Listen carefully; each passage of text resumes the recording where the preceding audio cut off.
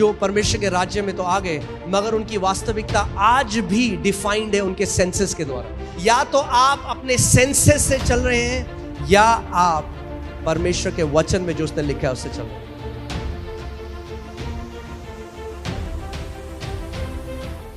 चलिए हम एक प्रार्थना करते हैं, फिर हम वचन की तरफ चलेंगे। परमेश्वर पिता, हम आपका धन्यवाद करते हैं। आप महान हैं प्रभु, आप एक अच्छे पिता हैं और आपका वचन कहता है कि हर एक अच्छा दान और वरदान ज्योतियों के पिता से आता है। प्रभु हम धन्यवाद करते हैं आपके लिखित वचन के लिए, और हम धन्यवाद करते हैं आपकी उस महान पवित्र आत्मा के लिए जो सत्य का आत्मा है और हमें सारे सत्य में लिए चलता है। प्रभु आज होने दे कि तेरे वचन का प्रकाशन तेरे लोगों के ऊपर प्रकट हो। प्रभु होने दे कि आज वो उन बातों को देखें जो उन्होंने आज तक नहीं देखी, और उस प्रकाशन को अपना बना लें। प्रभु मैं धन्यवाद करता हूं उस अभिषेक के लिए जो इस जगह में है, जो मेरे ऊपर है, जिसके द्वारा प्रभु आज का वचन जब बोला जाता है तो प्रभु वो सटीकता से लोगों के हृदय तक उतरे और 100 गुना फल लेकर आए, प्रभु यीशु के नाम में, आमीन। आप जानते हैं आपकी जो रियलिटी है, आपकी जो वास्तविकता है, वो आज तक आई है आपके 5 सेंसेस से, यानी आपकी 5 ज्ञानेंद्रियों से। जो कुछ भी आपकी रियलिटी है, आपकी वास्तविकता है, जो कुछ भी आप रियलिटी सोचते हैं, जैसा चाहे आप दुनिया को देखते हैं, अपने आप को देखते हैं, जो कुछ भी वो रियलिटी है, वास्तविकता है आपकी, वो आई आपके ज्ञानेंद्रियों से। जो आप देख सकते थे, जो आप सुन सकते थे, जो आप महसूस कर सकते थे, जो आप टेस्ट कर सकते थे, इसकी वजह से हमारी रियलिटी आई है। और क्योंकि हम लोगों ने शरीर में जन्म लिया, तो शरीर की ज्ञानेंद्रियों से हमने क्या है, एक शारीरिक वास्तविकता को जाना। मगर दिक्कत यह होती है कि जब हम आत्मा से जन्म लेते हैं, यूहन्ना 3 में प्रभु यीशु मसीह ने कहा जो शरीर से जन्मा है वो क्या है, शारीरिक, और जो आत्मा से जन्मा है वो आत्मिक है। मगर जब हम आत्मा से जन्म ले लेते हैं, उसके बाद भी हमारी रियलिटी शारीरिक ही रहती है। हम आत्मा से जन्म तो ले लेते हैं, हम कलीसिया आते हैं, पवित्र आत्मा का वरदान पाते हैं, अन्य भाषा में प्रार्थना करते हैं, मगर फिर भी हमारी जो वास्तविकता है वो प्रमुख तरीके से वही है जो हमारा शरीर, जो हमारी आंखें हमें बताती हैं, जो हमारा शरीर हमें बताता है। और आप जानते हैं परमेश्वर का वचन कहता है कि जो कार्नल है, यानी हिंदी बाइबल में लिखा है शारीरिक है, यानी जो अपनी ज्ञानेंद्रियों के चलाए चलता है, वो कभी भी परमेश्वर को प्रसन्न नहीं कर सकता। हम रोमियो की पुस्तक में इसको देखते हैं, रोमियो 8:8 में देखिए क्या लिखा है, और जो शारीरिक दशा में है वह परमेश्वर को प्रसन्न नहीं कर सकता। यहां पे जो शब्द शारीरिक है, और ऊपर जब आप देखेंगे इंग्लिश बाइबल में कार्नल लिखा है। कार्नल मतलब जो सेंसेस से चलता है, जो अपने ज्ञानेंद्रियों के चलाए चलता है। यानी अगर आप अपनी ज्ञानेंद्रियों के चलाए चलते हैं तो आप परमेश्वर को प्रसन्न नहीं कर सकते। जितना मर्जी उपवास रखना है रख लो, जितनी मर्जी प्रार्थना करनी है कर लो, मगर अगर शरीर की ज्ञानेंद्रियों के द्वारा चलोगे तो परमेश्वर को प्रसन्न नहीं कर सकते। कितने लोगों को मेरी बात समझ आ रही है? तो हम जीते कैसे हैं? आप कैसे जी रहे हैं? हम लोग जी कैसे रहे हैं? हम लोग ज्ञानेंद्रियों के द्वारा जी रहे हैं। आप कार चला के आए, कैसे चला के आए? आंखों से आपने देखा आगे गाड़ी है, ब्रेक मारा। जो जी रहे हैं हम, खाना बना उसमें नमक तेज है, कैसे पता आपको? आपने देखा किचन में नमक तेज डाला किसी ने? नहीं, आपकी जीभ ने आपको बताया। आपके घर के ऊपर से एक प्लेन गया, उसकी आवाज आई, आपने देखा प्लेन गया? नहीं, आवाज ने आपको बता दिया एक प्लेन गया। जो हमारी रियलिटी है वो हमारी 5 ज्ञानेंद्रियों से आ रही है। तो इस पृथ्वी में जीने के लिए हमें ज्ञानेंद्रिय की जरूरत है, मगर आप आत्मा भी हैं। उस आत्मिक जगह में आप ज्ञानेंद्रियों के द्वारा नहीं चल सकते। अगर आप ज्ञानेंद्रियों के द्वारा परमेश्वर के राज्य को समझने की कोशिश करोगे, आप कभी नहीं समझ सकते। उसके लिए परमेश्वर ने आपको एक छठी ज्ञानेंद्रियां दी हैं, जिसको सिक्स्थ सेंस बोलते हैं, और वो है विश्वास। Faith is the sixth sense. विश्वास वो छठवीं इंद्री है जिसके द्वारा आप अनदेखी चीजों को देख सकते हैं, अनसुनी चीजों को सुन सकते हैं, जो यहां पर है ही नहीं उनको छू सकते हैं।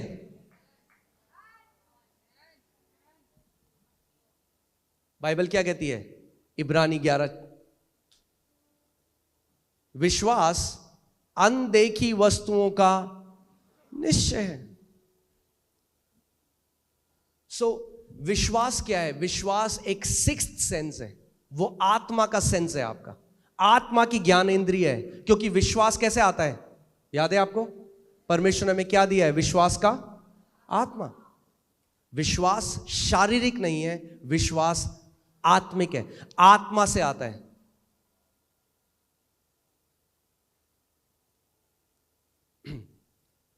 कितने लोग यहां पर विश्वास करते हैं कि प्रभु यीशु मसीह क्रूस पे गया और तीसरे दिन मुर्दों में से जिंदा हो गया? ओके। कितने लोगों ने देखा उसको जाते हुए क्रूस में? नहीं देखा आपने? कितने लोग यहां मानते हैं कि उनका नाम जीवन की पुस्तक में लिखा गया? अपना हाथ को दिखाइए। क्या पढ़ा है आपने अपना नाम जीवन की पुस्तक में? आप समझ रहे हैं मैं क्या कह रहा हूं? हमारा उद्धार भी विश्वास, जो ज्ञान जो आपने नहीं देखा उस पर विश्वास करके हुआ।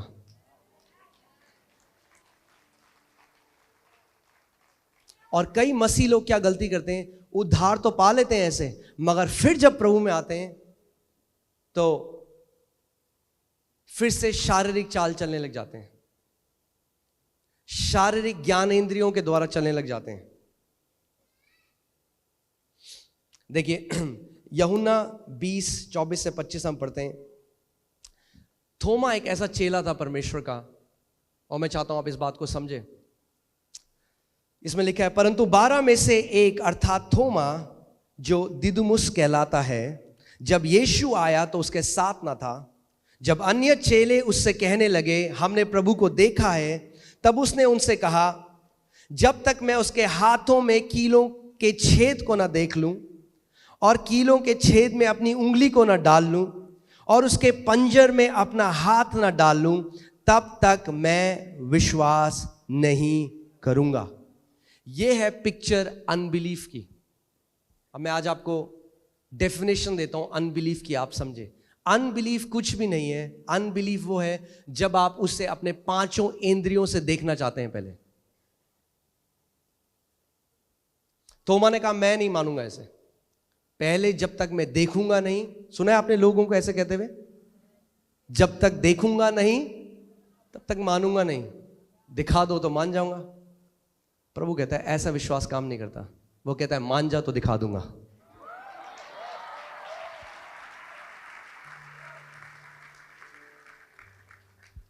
विश्वास, फेथ कैन ट्रांसेंड टाइम। विश्वास जो है, ये जो आपकी ज्ञानेंद्रिय है, ये समय में पीछे जा सकता है।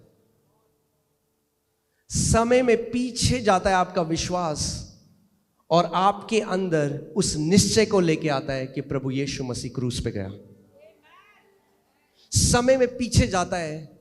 अनदेखी वस्तुओं का वो प्रमाण है। आपको प्रमाण देता है कि प्रभु यीशु मसीह क्रूस में गया। आपको प्रमाण देता है कि वो तीसरे दिन मुर्दों में से जी उठा। आपको प्रमाण देता है। परमेश्वर का वचन हमें एक कहानी बताता है, नंबर्स गिनती की किताब 13 में, और बाइबल बताती है कि परमेश्वर ने पहले से इजरायलियों को कहा कि मैंने तुम्हें कनान का वो देश दे दिया है, मैं दे चुका हूं। ध्यान से सुनिएगा इस बात को। इसीलिए परमेश्वर की वास्तविकता और हमारी वास्तविकता अलग है। और अगर आप चाहते हैं कि आपके साथ वो हो जो परमेश्वर चाहता है, तो अपनी वास्तविकता को परमेश्वर की वास्तविकता के अधीन ले आइए।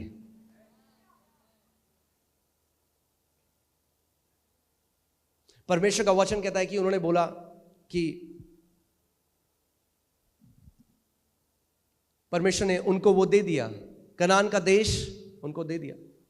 और फिर मूसा ने जो है 12 जासूस वहां पे भेजे, 12 स्पाइस भेजे, 12 जासूस भेजे, जो एक रिपोर्ट लेकर आए, है ना। डॉक्टर की रिपोर्ट मिलती है, बच्चों को स्कूल की रिपोर्ट मिलती है। ये जो 12 जासूस थे, ये उस कनान के देश में गए कि एक रिपोर्ट लेकर आए और इजराइल के लोगों को और मूसा को रिपोर्ट दें। और 40 दिन वहां रह के उन्होंने देखा सब कुछ। और बाइबल बताती है 10 जो उसमें जासूस थे, बाइबल कहती है वो ईविल रिपोर्ट लेकर आए, एक विकेड रिपोर्ट लेके आए।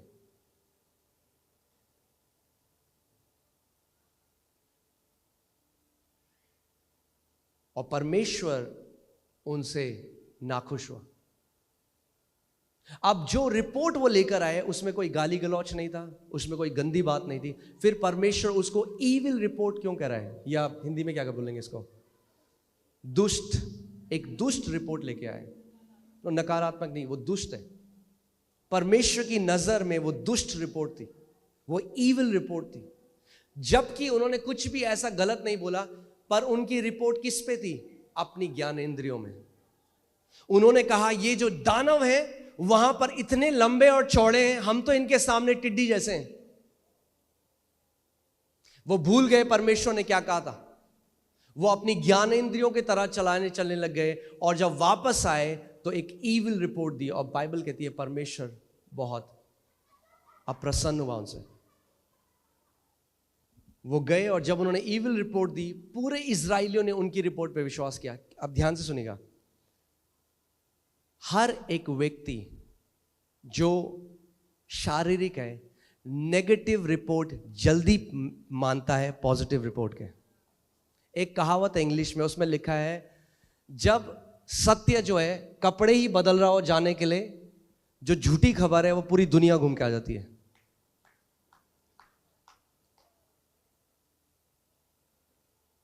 आप किसी को परमेश्वर का सत्य बताएंगे, नहीं मानेगा। आप कोई नेगेटिव न्यूज दो, पूरी फैल जाएगी, हर जगह, सब जगह फैल जाएगी। क्योंकि हम किस पे मानते हैं, अपनी ज्ञानेंद्रियों की रिपोर्ट पे। मगर परमेश्वर कह रहा है, इसीलिए यशायाह की पुस्तक में उसने कहा किसने, who has believed our report. अरे हमारी रिपोर्ट कौन मानता है? क्योंकि जो हमारी रिपोर्ट मानता है, परमेश्वर का वचन कहता है मेरा भुजबल उसके जीवन में प्रकट होता है। यानी अगर आप चाहते हो कि परमेश्वर का भुजबल, उसकी सामर्थ आपके जीवन में प्रकट हो, आपको जो परमेश्वर का वचन कहता है वो मानना पड़ेगा अपनी ज्ञानेंद्रियों से ऊपर। या तो आप अपने सेंसेस से चल रहे हैं, या आप परमेश्वर के वचन में जो उसने लिखा है उससे चल रहे हैं। और वहीं पे 2 और जासूस थे। जब वो आए तो बाइबल बताती है उन्होंने एक अच्छी रिपोर्ट दी। और उनकी रिपोर्ट क्या थी? उन्होंने कहा अरे ये क्या है ये दानव, हम यूं जाकर अभी उस जगह को ले लेंगे, क्योंकि परमेश्वर ने हमें पहले से वो दे दिया है। परमेश्वर दे चुका है, परमेश्वर दे चुका है। परमेश्वर को देने की जरूरत नहीं है, हमें लेने की जरूरत है। परमेश्वर अपनी वास्तविकता में आपको चंगा कर चुका है। अगर अब आप प्रार्थना करें प्रभु मुझे चंगा कब करेगा, तो आप ज्ञानेंद्रियों की तरह चलाए चल रहे हैं। और वैसा अविश्वास परमेश्वर को प्रसन्न नहीं करता।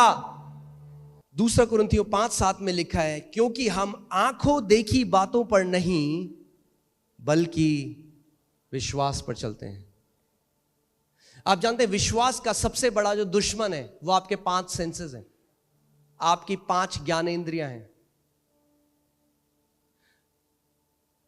किसी का शरीर है उसमें एक ग्रोथ हो गई, डॉक्टर ने कहा कैंसरस है।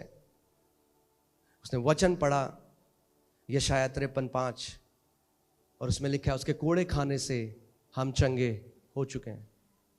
ना वो मुंह से तो बोलते हैं कलीसिया में आके, मगर क्या है, एक लड़ाई है ज्ञानेंद्रियों में और विश्वास के बीच में। और जिसकी बात को वो मानेंगे वही जीतेगा। वैसे ही जैसे इजरायलियों ने 10 जो जासूस थे उनकी खबर मानी। अगर आप आज यहां पर आए हैं और डॉक्टर ने आपको एक नेगेटिव रिपोर्ट दी है, एक लड़ाई है 2 रिपोर्टों के बीच में, एक लड़ाई है। डॉक्टर की रिपोर्ट जो कहती है आपके पास कुछ ही महीने हैं जिंदा रहने के लिए, और परमेश्वर की रिपोर्ट जो कहता है उसने कोड़े खाए और उसके कोड़े खाने के द्वारा तुम चंगे हो चुके हो। और ये दोनों रिपोर्टें विपरीत हैं, एक दूसरे के बिल्कुल उल्टी बातें बोलती हैं। डॉक्टर की रिपोर्ट जो कह रही है वो झूठ नहीं बोल रहा, उसने चेक किया आपका ब्लड, माइक्रोस्कोप के अंदर देखा उसको, मगर वो रिपोर्ट कैसे आई? ज्ञानेंद्रियों के द्वारा। मगर इस आयाम में ऊपर एक आयाम है जो यहां को चीजों को बदल सकता है, और वहां के आयाम की एक रिपोर्ट कहती है कि जब तू पैदा भी नहीं हुआ था तो मैंने तेरे लिए कोड़े खाए ताकि मेरे कोड़े खाने के द्वारा तू चंगा हो गया है।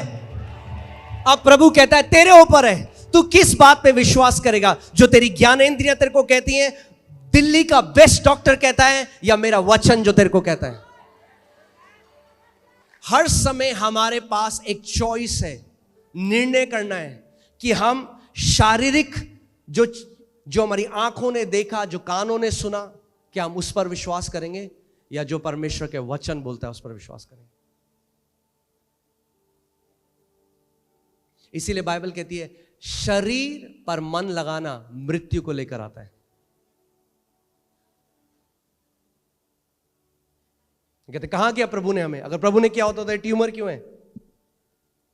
सो हम सत्य को कैसे आंक रहे हैं? अपनी ज्ञान इंद्रियों के द्वारा।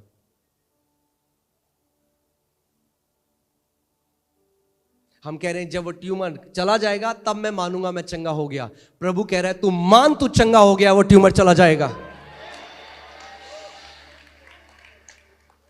परमेश्वर के राज्य मसीह लोगों को विश्वास करना नहीं आता, ये दिक्कत है, इसीलिए गिड़गिड़ाते हैं, भीख मांगते हैं हमेशा।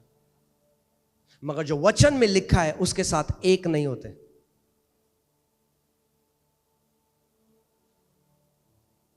उसका वचन कहता है believe and you will see the glory of God. मान ले, प्रतीति कर ले जो मैं कहता हूं, और तू मेरी महिमा को देखेगा।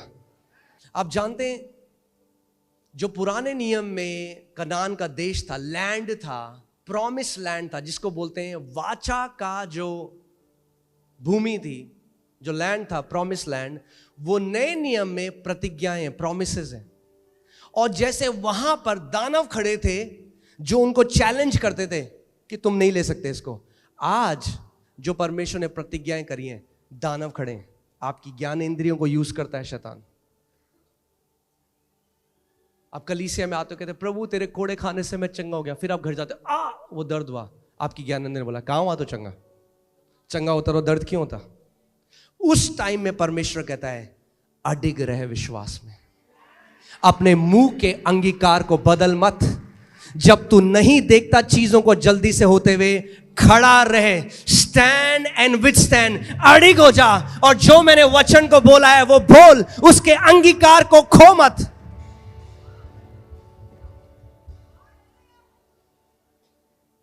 कितने मसीह लोग आप जानते हैं उनको क्या चाहिए? वो जादू चाह रहे हैं, जादू। राज्य में कोई जादू नहीं है, आबराकडाबरा नहीं करता परमेश्वर ऐसे। बाइबल बताती है इब्रानी 6:12 में कि विश्वास और पेशेंस के द्वारा, by faith and patience they inherited the promise. अगर आप परमेश्वर की प्रतिज्ञाओं को पकड़ना चाहते हैं तो विश्वास और पेशेंस, धीरज, विश्वास और धीरज, यानी जब आपने किसी बात को मान लिया कि परमेश्वर का जो वचन कहता है, अब खड़े हो जाओ। जब तक वो प्रकट ना हो अपने मुंह के अंगीकार को बदलो मत। जब मैं विश्वास से उसके साथ एक हो जाता हूं तो हल्की हल्की वो मेरे जीवन में प्रकट होने लग जाती है। और कितने मसीह ऐसे हैं जो परमेश्वर के राज्य में तो आ गए, मगर उनकी वास्तविकता आज भी डिफाइंड है उनके सेंसेस के द्वारा।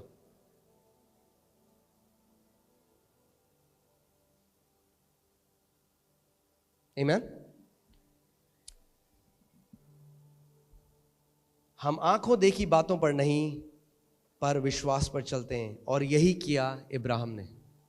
इसीलिए वो विश्वास का पिता कहलाता है, यानी विश्वास का एग्जाम्पल कहलाता है।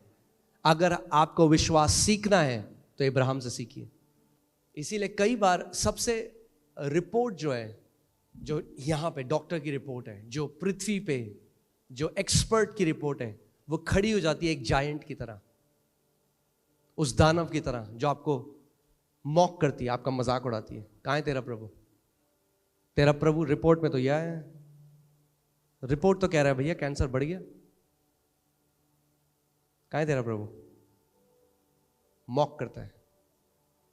उस टाइम में अगर आपको नहीं पता विश्वास में कैसे खड़ा होना है, तो आप मान लेंगे उस रिपोर्ट को।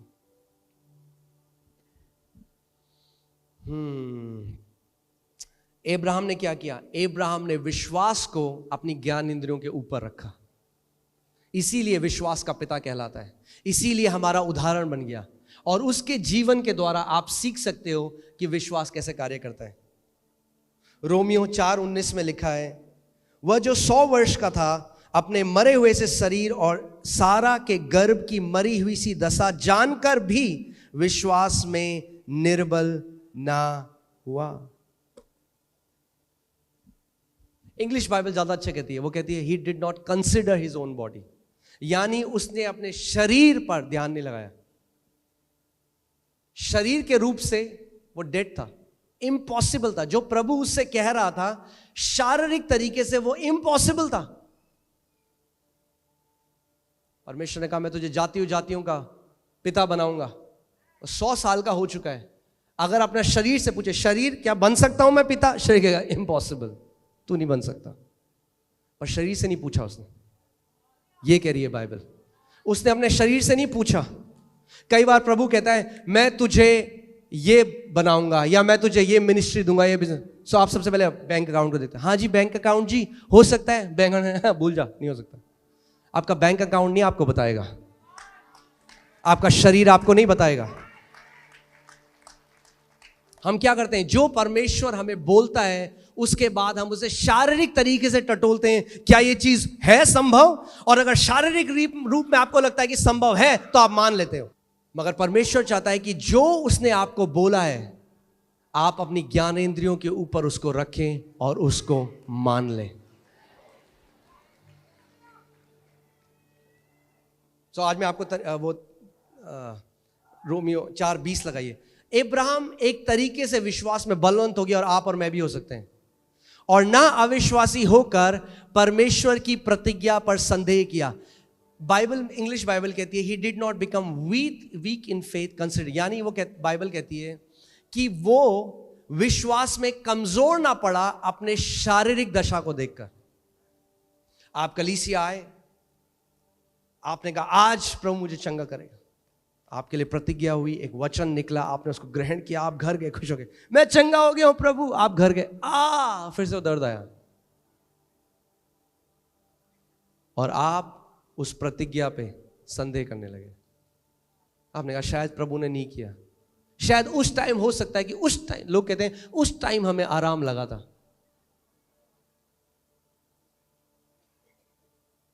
इसीलिए कितने मसीह लोग हैं जो अपनी चंगाई खो देते हैं कुछ समय बाद। क्यों? क्योंकि शैतान चुरा ले जाता है। क्यों? क्योंकि ज्ञानेंद्रियों के द्वारा डाउट डालता है उनके अंदर, संदेह डालता है, अरे तुझे चंगा करा ही नहीं प्रभु ने, और वो अपने मुंह से उस बात को बोल देते हैं।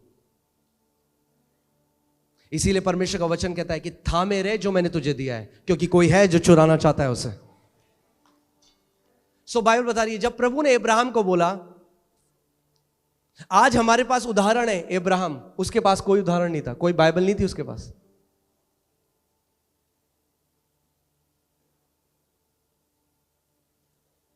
प्रभु ने कहा मैं तुझे जातियों का पिता बनाऊंगा। उसने क्या किया? बाइबल बताती है वो विश्वास में कमजोर ना पड़ा और उसने परमेश्वर की प्रतिज्ञा पे संदेह नहीं किया, पर विश्वास में दृढ़ होकर परमेश्वर की महिमा करी।